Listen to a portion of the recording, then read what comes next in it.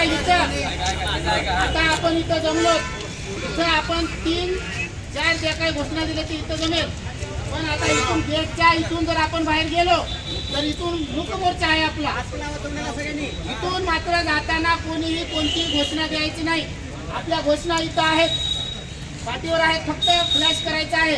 लक्षात आले. एक मोठं बॅनर आहे, एक महत्वाची सूचना, मोठं बॅनर जे आहे तिथं फक्त राज्य कार्यकारिणीचा राज्याध्यक्ष, राज्य उपाध्यक्ष किंवा जिल्हाध्यक्ष यापैकीच त्या बॅनर जवळ राहतील.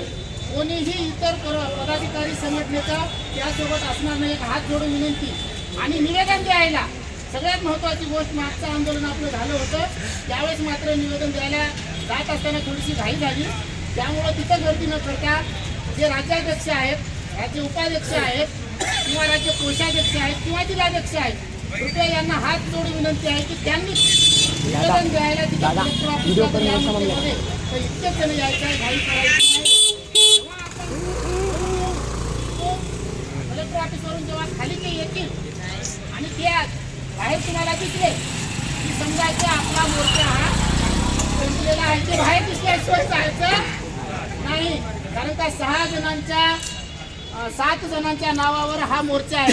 यापूर्वीचा जो 25 सप्टेंबर 2024चा मोर्चा होता तो पूर्णतः माझ्या एकट्याच्या नावाने होता, परंतु यावेळेस आपण सर्व जणांच्या नावं कशी येतील त्यामध्ये पाहिलं, जास्तीत जास्त नावं आपण त्यामध्ये घेतलेले आहेत.